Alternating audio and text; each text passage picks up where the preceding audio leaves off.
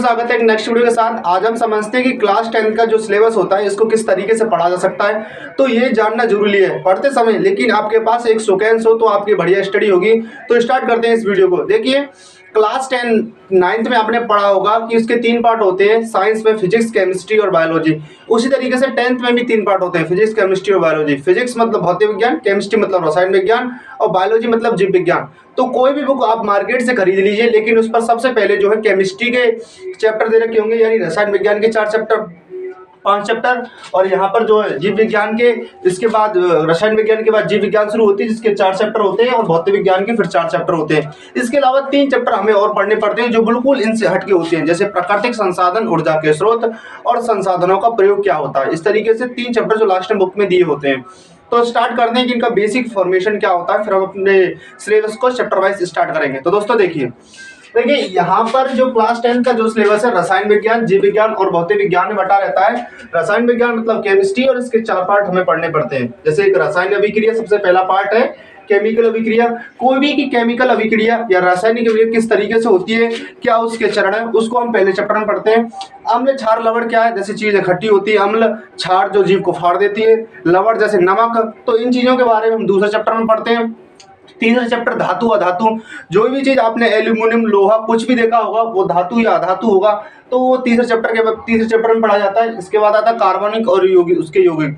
तो पूरी केमिस्ट्री जो है 11th या 12th की आप जब पढ़ेंगे तो उसमें आधी से ज्यादा जो बुक है उसमें कार्बन और अकार्बनिक उसके यौगिक दे रखे होते हैं, उनके बारे में पढ़ना पड़ता है। तो यहाँ पर 10th में ज्यादा विस्तार नहीं है, मुश्किल से 4 या 5 टॉपिक हमें पढ़ने पड़ते हैं कार्बन और उसके यौगिकों के।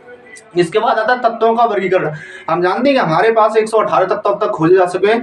उनको एक सीक्वेंस में पढ़ने के लिए कई प्रकार की सारणी बनाई गई, जैसे मेंडलीव की, बोहरबरी की, बहुत सारे साइंटिस्ट आए, उन लोगों ने अपनी अपनी सारणी दी, और उसी तरीके से तत्वों का एक वर्गीकरण किया गया। तो ये हमें 5 चैप्टर शुरुआत की केमिस्ट्री में पढ़ने पड़ते हैं, जो कि रसायन विज्ञान में होते हैं। आगे की ओर समझिए।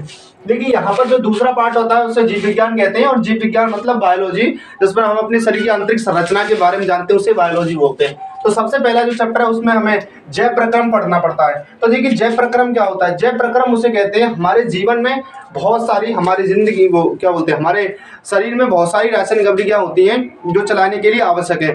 जैसे हमारे शरीर में HCl, हाइड्रोक्लोरिक अम्ल, बहुत सारे अम्ल निकलते हैं, हार्मोन्स निकलते हैं। उन क्रियाओं को चलाए रखने के लिए जितनी भी प्रोसेस होती है उस प्रोसेस को हम जैव प्रक्रम कहते हैं।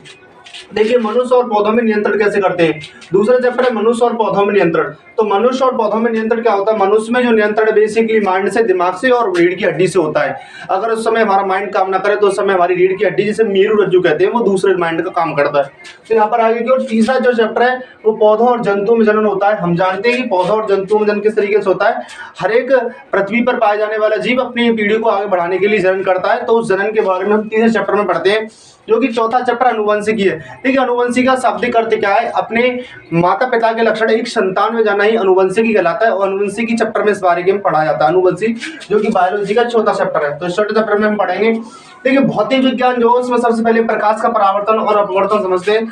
जब लाइट किसी सरफेस से टकराकर लौट जाती है उसे परावर्तन बोलते हैं, यानी रिफ्लेक्शन। आपने देखा होगा रिफ्लेक्शन आ रहा है किसी लाइट का, तो रिफ्लेक्शन की प्रक्रिया हो रही है।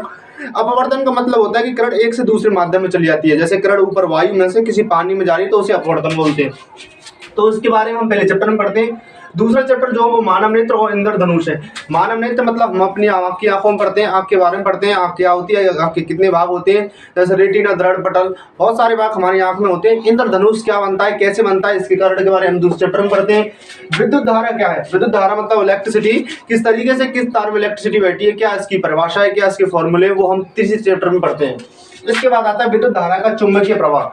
विद्युत धारा का चुंबकीय प्रभाव क्या है? जब कोई भी धारा किसी तार में बहती है तो उससे चुंबक क्षेत्र उत्पन्न होता है, जिसे हम विद्युत धारा का चुंबकीय प्रभाव कहते हैं। इसकी डिटेल से जानकारी हम लास्ट वाले चैप्टर 4th में लेंगे।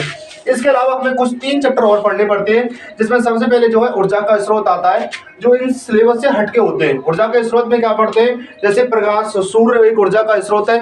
उन चीजों को डिटेल से हम इस चैप्टर में पढ़ेंगे। हमारा पर्यावरण क्या है? हमारा पर्यावरण में ये चीज आ जाती है, प्रदूषण क्या चीज है।